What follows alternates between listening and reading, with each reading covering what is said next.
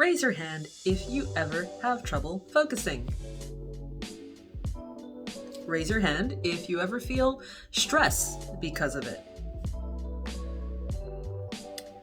In this video, I'm going to review a new book that does a deep dive into what is causing us to have trouble focusing, why this is an urgent problem, and some possible solutions to the problem. Is this a book that I recommend? Stick around and find out.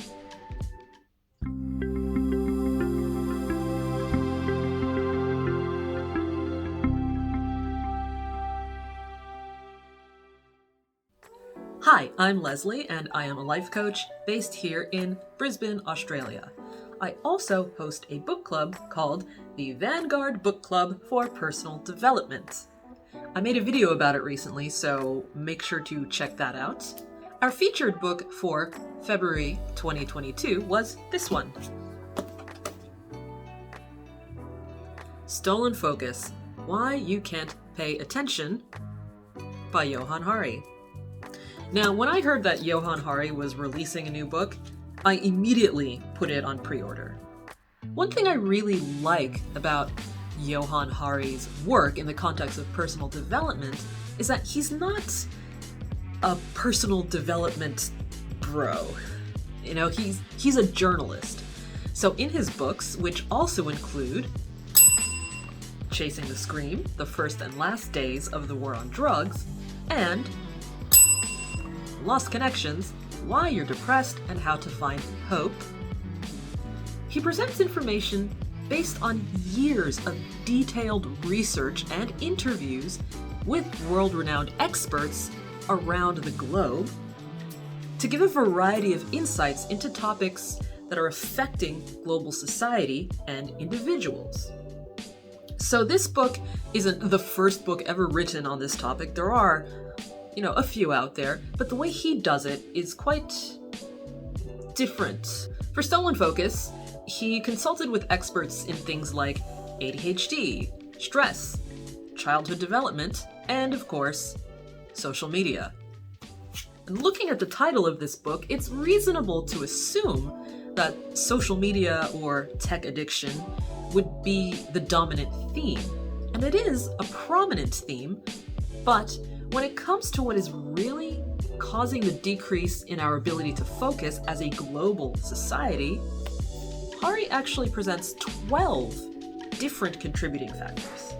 Even just looking at the titles of each chapter, I kind of already suspected that this book would have me fist pumping the air a bunch of times, and it did. The first bit that really grabbed me was this statement from the introduction. Okay, where are we? We are on page 12. I don't think it's a coincidence that this crisis in paying attention has taken place at the same time as the worst crisis of democracy since the 1930s. People who can't focus will be more drawn to simplistic authoritarian solutions and less likely to see clearly when they fail. A world full of attention-deprived citizens alternating between Twitter and Snapchat will be a world of cascading crises where we can't get a handle on any of them. Yes! Yes. I don't know whether the Snapchat reference might not be a little bit dated already, but that right there is where I see the real value in this book. Because what matters here is not just how individuals are impacted by an inability to focus, but what it means for humanity when fewer and fewer people have an ability or an interest in looking deeper into topics that matter, and instead rely on things like memes or sensationalist clickbait news headlines to get their information. Later on in the book, he gives a great illustration of this problem. In chapter 7, he writes about how back in the 1970s, the collective attention on the issue of CFCs and how they were destroying the ozone layer, it generated activism by ordinary citizens that eventually led to a ban on CFCs. But with the spread of misinformation on social media, this kind of thing would be much less likely to happen that way today. So he closes his explanation on page 129 with this statement about misinformation on social media. Wait, where do we go? Here we go. A study by the Massachusetts Institute of Technology found that fake news travels 6 times faster on Twitter than real news. And during the 2016 US presidential elections, flat-out falsehoods on Facebook outperformed the top stories at 19 mainstream news sites put together. As a result, we are being pushed all the time to pay attention to nonsense. Things that just aren't so. If the ozone layer was threatened today, the scientists warning about it would find themselves being shouted down by bigoted viral stories claiming the threat was all invented by the billionaire George Soros, or that there's no such thing as the ozone layer anyway, or that the holes were really being made by Jewish space lasers.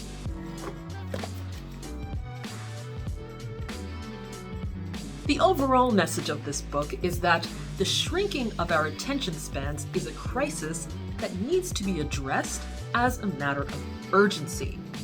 Our minds depend on it, our societies depend on it, and our planet depends on it.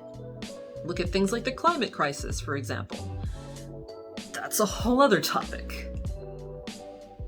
If you've seen the Netflix documentary The Social Dilemma, you've seen how things like social media algorithms can lead to problems like mental health issues, the spread of misinformation, and radicalization. These technologies thrive only when they can keep our attention on them through manipulating our behavior. For Stolen Focus, one of Hari's interviewees was someone who featured prominently in The Social Dilemma, former Google engineer Tristan Harris. The way he first introduces Harris was a great way to illustrate the kind of smoke and mirrors culture of Silicon Valley. You see, Harris started out as a magician. And Hari's interview with him involved some sleight of hand demonstration. And this is a way to show how some technologies operate a lot like magic tricks, nudging us to turn our attention away from the trick and instead onto what the magician wants us to see. And that really helps set the scene for the information that follows. So I really appreciate the way he did that. By following this person's trajectory from magician to Stanford student to disillusioned former Google employee to outspoken advocate for humane technology, he shows this change in perspective that is shared by a lot of people who have had some hand in sowing the seeds of this blossoming crisis. Tristan Harris was just one of many people featured in this book, but the way Hari outlined his story was a great illustration of one side of this discussion around ethics in technology.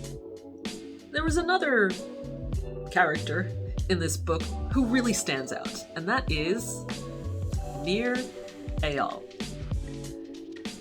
He's done a bunch of stuff in the tech world, but notably, he has written 2 books on these subjects that seem to kind of contradict each other. 2013's Hooked: How to Build Habit-Forming Products, and 2019's Indistractable: How to Control Your Attention and Choose Your Life.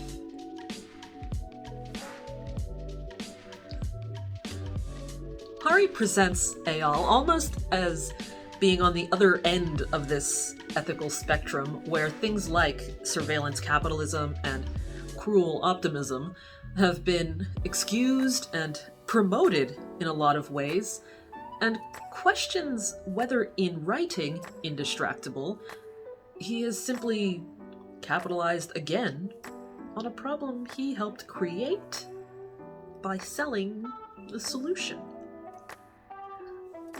I don't know. So a big chunk of chapter 9 becomes this Tristan versus Near dilemma. Is surveillance capitalism and social media and all those things a machine that needs to be regulated, or is it simply a side effect of social progress? Is it the responsibility of these billion-dollar companies to behave better? Or is resisting the negative impacts of them really a personal responsibility? Hari doesn't definitively state that he is firmly on one side or the other, although his interview with Eyal was rather contentious at times, but he recognizes that some of the things Eyal cited in terms of personal responsibility were the same things that prompted him to go on his own massive digital detox mission in Provincetown, Massachusetts, which he talks about at the opening of the book. And he kind of closes his reporting of this discussion with Eyal by saying, "Look, it was a complicated discussion. I can't explore all the nuances here. Go listen to the audio of the interview on the website." So I did. And it really didn't change my feelings about Eyal's perspectives.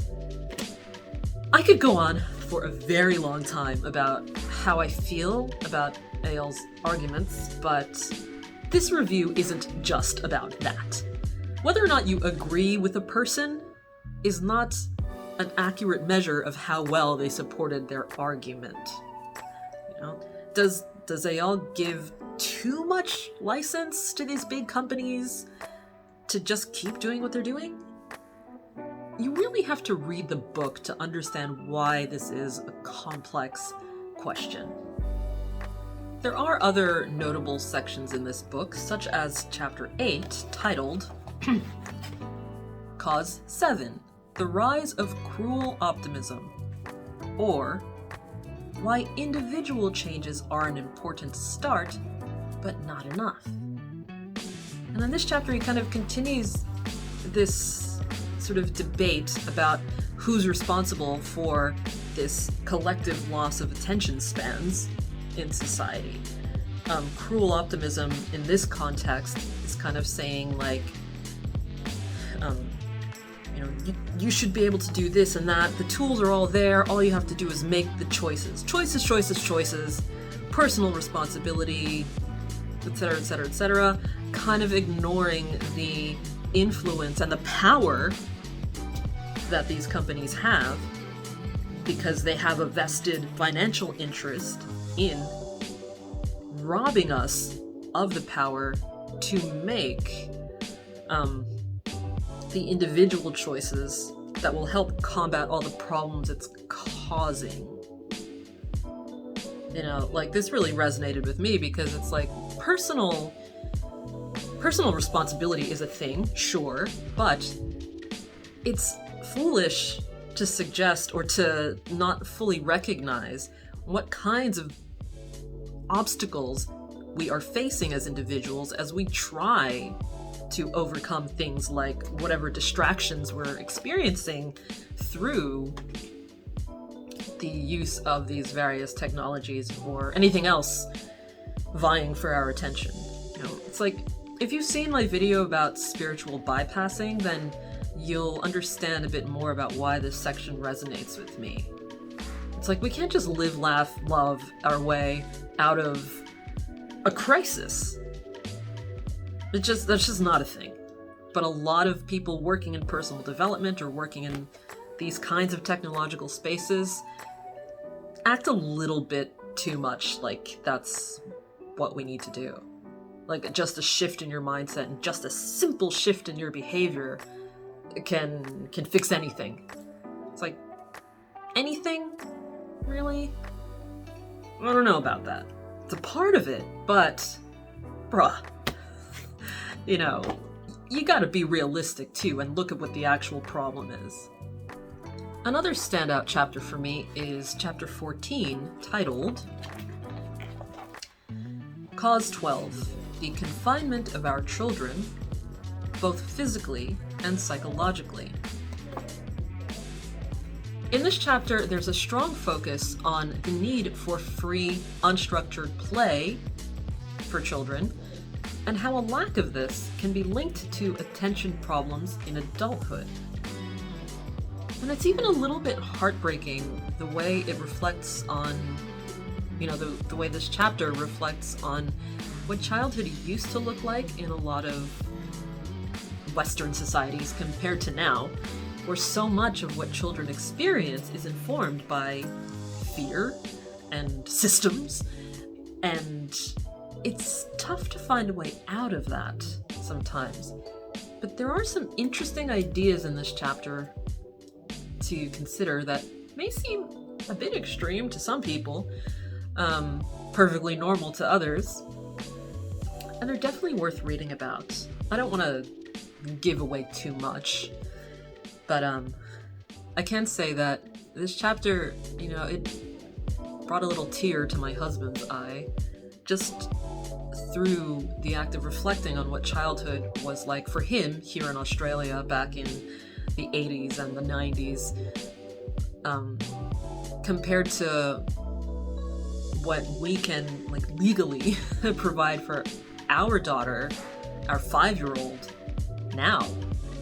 And looking back at my childhood in Pennsylvania, and half my childhood was spent in Peru, and things are much different compared to how they are now in terms of what's accepted in the realm of childhood independence. And we give our daughter as much free, unstructured play as we can, and she is a very independent child, very intelligent, very switched on and put together, and we're really proud of her. But there are still limitations that we don't want to have to put on her, but just because of the way certain structures are in place now, to give her a freedom that looks a little more like what we experienced back then, could be considered like neglectful parenting. And we're definitely not neglectful parents. We're certainly not helicopter parents, not by any stretch of the imagination. But that was one reason that chapter really brought out a lot of discussion for us, and in our book club as well. And saying that, my book club really enjoyed this one. We talked about the problems presented in the book, as well as some of the possible solutions and specific ways that we can use these insights to improve our lives, and things that we have changed in our lives as a result of reading this book. I'm not going to outline all the solutions here because the context in which Hari presents the solutions in this book is very important, and another good reason to get your hands on it and read it. And when you do, I'd really love to know what you think about it. So leave me a comment below or send me a message, because I could talk about this book for hours. And if you'd like to join my book club, you can do that through meetup.com. It doesn't cost anything, it's completely free. We discuss a different personal development book every month, and we meet online and also in person here in Brisbane at Leslie V Coaching headquarters. I'll put the link down in the description for the video, so make sure to check it out. And feel free to nominate any books you'd like us to consider for the club in the future. I'll have another book review out soon, so don't forget to subscribe to my channel so you don't miss it.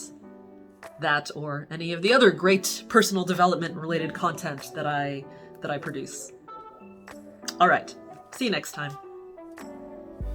Thank you for watching, and if you found this video helpful, make sure to give it a big thumbs up and share it with someone else who can benefit from it. Subscribe to my channel and hit the notifications bell so you know exactly when I've uploaded a new video. You can also book a free life coaching session with me through my website, leslievcoaching.com, and we can work together online or right here in my studio. Follow me on my socials to keep up with what I'm doing, and please get in touch with any questions, comments, or video ideas you may have. I'm Leslie V, and I'll see you in the next video.